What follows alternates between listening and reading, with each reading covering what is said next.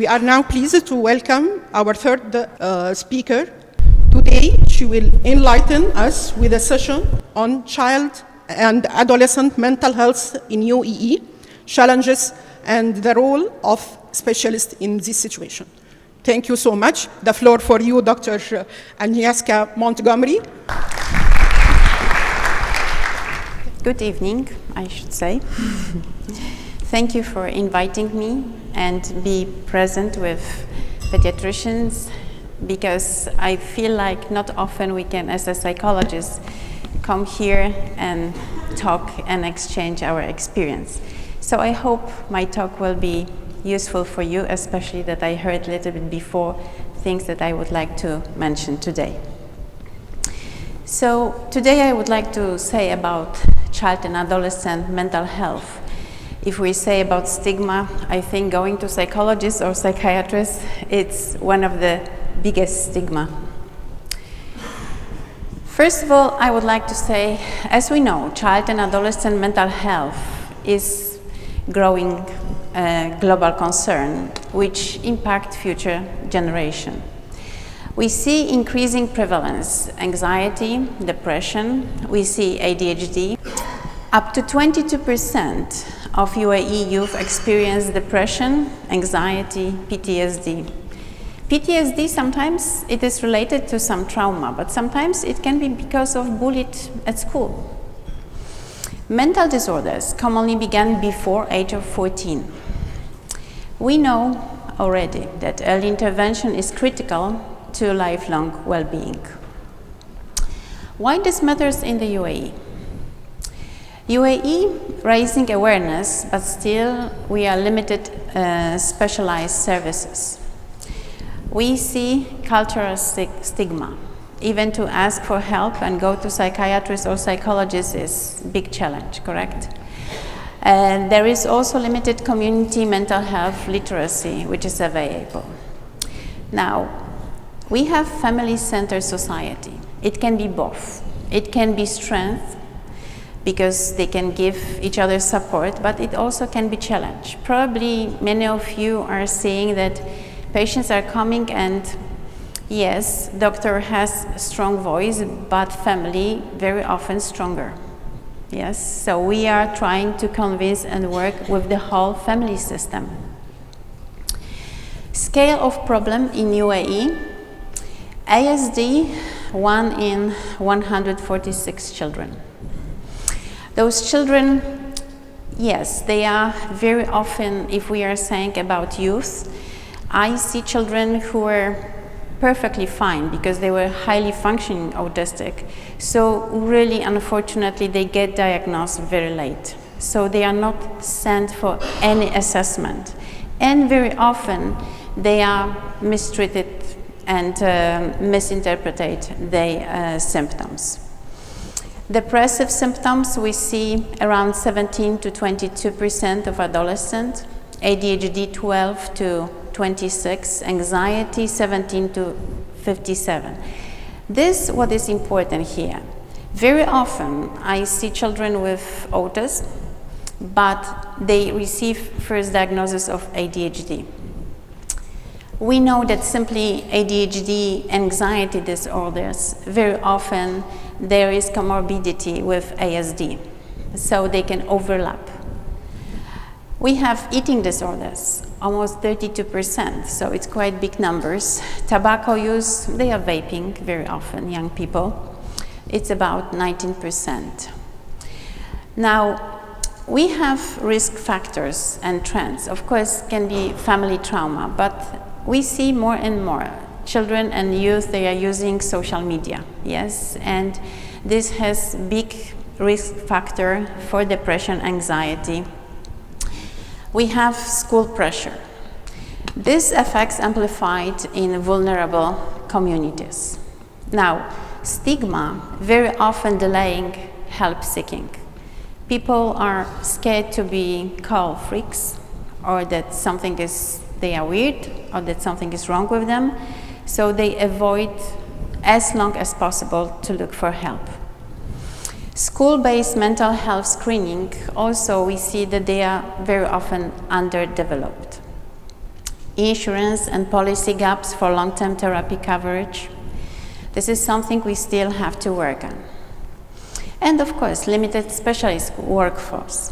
We have not enough child psychiatrists and long waiting lists to psychologists. If we compare UAE versus Europe, where we are, yes, let's look at this. The amount of child psychiatrists, UAE versus Europe, everywhere we have shortage. But if we look at schools-based screening or community service or insurance coverage, we really are still missing many things, and we have to develop this. The role of pediatricians and neurologists. Of course, you have to identify emotional and behavioral red flags. If you can of course refer early for entry assessment before therapy with diagnostic and family input. I will talk about it because it's very important. It is also very important how we communicate whatever difficulty we see with patients. So clear, empathetic communication is to family is the key for their engagement. If we look at depression and anxiety, it's different for younger children, yes? Young children may show irritability, tantrums, aggression more than sadness. We can see loss of interest, physical complaints, negative self-talk is very common. Anxiety may present as clinginess, worries, avoidance, physical symptoms. If we see adolescents, they may present a little bit different anxiety and depression. Sometimes, yes, it is persistent sadness, but very often is withdrawal, irritability, mood swings. We see also sleep, appetite changes, school difficulty, social isolation. So in this moment, this is something where you as a first contact with parents can prepare parents and tell them like to look for unexplained injuries, secretiveness, wearing long sleeves in heat. In your office you might not notice, but parents at home will see that something is not normal. Very often children, they try to hide that they are self-injuring. So it is very important your role, because very often we won't see those children if you won't refer them. Also, self-harm, we have to remember that this is coping mechanism very often linked to poor emotional regulation. With high-functioning autistic, very often they will, because they will have often late diagnosis, they will have all these signs which I mentioned earlier. So honestly, high-functioning autistic, very often when they are coming, when they are teenagers, and I'm telling them diagnosis, they feel relief. So it's extremely important that pediatrician or neurologist, that you encourage parents to look for help, to look for answer. Suicide risk, where we have red flags. I would like to show, because there are some things which are untypical. So, of course, this we know. Some people will talk, write about death, giving away possessions. But it would be too easy if it would be like this. So often we observe sudden behavior changes or mood lift after depression. This can be prior attempts. And then, very important, shame and humiliation. So many suicidal attempts are impulsive. This you have to remember. Half happen within an hour of first thought. It's not like we thought before, big planning or something. No, no, no. It's very sudden. Suddenly, someone said something. Sometimes us as the parents, we said something and child, we don't know how child interact at school, what happened, and suddenly we can have reaction like this. So, shame and stigma. Now, as a psychologist, we talk about it a lot. because this is very important to look deeper. So my husband is IT architect, and he always say, don't believe everything you see in screen, yes? So as we know, AI today has, this is huge power, yes? They can take photo of the only face, put body, and they make big movie. And shame, which goes after this with teenagers, is horrible. They don't know how to react. So when they are coming to our office, very often they are lost because parents don't believe, school don't believe, and they are saying, I didn't do this. I didn't present my nude pictures in the computer. Simply someone did it. So shame is strongly linked to self-harm and suicidality in youth. So we have to be very careful with this. Stigma, as I mentioned, blocks families from seeking help. So open conversation, your dear specialist with parents, is key. Compassionate, non-judgmental communication reduces shame and supports recovery. So this is very important, which I also wanted to share with you. So entry assessment before any intervention. Every therapy, is it either it will be psychotherapy or it will be therapy because we have speech delay, should start with assessment. Assessment should begin with as our entry to establish basement status. Otherwise, we have no idea if we are doing improvement. So dear pediatricians, I know when you see speech delay, when you suspect is autism, and I know we have long waiting list to psychologists, please already send patients for assessment. Yes, therapy we can start. Yes, sending to interactions with children to the nursery, fine. This is everything fine. But already, please, as fast as possible, send children for assessment. Entry assessment enables us to targeted treatment planning. We can objective monitoring of progress, and we can adjust intervention as needed. So assessment as an entry point, because with assessment we can compare to peers our children. So we use standard elements, clinical interview, questionnaires, but with anxious children, with self-harming children, we do risk assessment. So we know how our child or teenagers is in danger, or how great improvement we can prognose. Role of psychologists and psychiatrists, we know. We can do entry assessment, we can do tracking progress. Important is that we repeat assessments, so we can monitor how child's improving.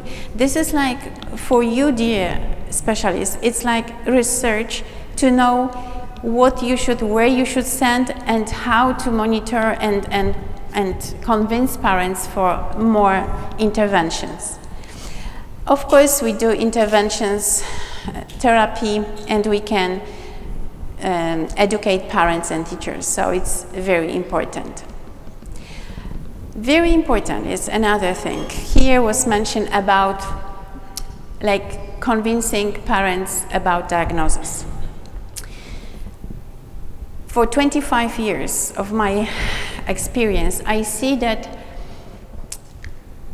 parents don't have time for being depressed because of diagnosis. So to give diagnosis in the right time, it's very important. Even if sometimes you see what could be diagnosis, if you delay a little bit, if you send first patient to a few specialists, just to reassure, even if you really know this, it would be good that simply you will prepare kind of parents for diagnosis you are going to tell. So delivering the diagnosis is pivotal moment for parents, for their motivation and family resilience.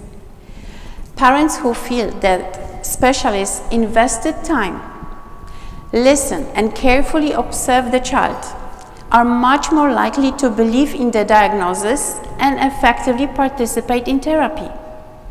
If parents had impression, and I have many parents who are coming and they were just, like we say, fishing on the market, they went to 10 specialists and they don't believe in diagnosis. Until they see my involvement, they will see that I see them through few sessions, and from first visit, I will start preparing them for diagnosis I'm going to tell them at the end. It's extremely important. Genuine understanding and trust can prevent parents from falling into denial and depression, and instead inspire them to support their children's treatment. And this is for any support family has to give for children or teenagers. Our best practices for sharing 3 diagnosis. minutes more, Dr. Agnieszka, please. Take time, share observations and results transparently. But transparently doesn't mean that you jump and speak immediately what is diagnosis. Also, if I can encourage you to use less professional vocabulary. Parents are lost when you speak fast, when you use very professional vocabulary, they really don't understand you. They are not medics, so please explain clearly what is wrong or what is happening with their child. Show care, acknowledge parents' emotions, validate their concern, and reflect their hopes and fears. Present the diagnosis not as a label, whatever you have to present, but as a starting point for positive change. However, sometimes you cannot be too optimistic, because sometimes you see prognosis is bad. But please, never kill hope, because hope is everything what these parents can be pushed for therapy and do something for these children. So it's extremely important how you present diagnosis. So early detection, why is crucial? Because about 50% of adult mental health conditions start before age 14. Early diagnosis and intervention dramatically improve outcomes and reduce risk of chronic issues. So proactive screening in schools and clinics helps identify problems before severe escalation. So UAE moving forward. We have more school-based screening programs. This is really very happy. A lot of you guys are doing trainings, you know how to do mental health assessment.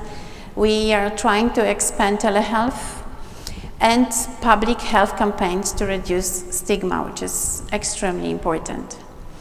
We also see that we have national mental health policy, school anti-violence programs, and digital hygiene. I know that many of you are doing these campaigns among your patients, and we have psychological helplines. So the most important mental health challenges for children are similar in the UAE and, for example, in Europe, but solutions and service accessibility vary, and this we know everybody. Early detection and entry assessment before interventions are essential for effective, tailored care. Cross-sector collaboration and education lay the foundation to better mental health outcomes. Thank you.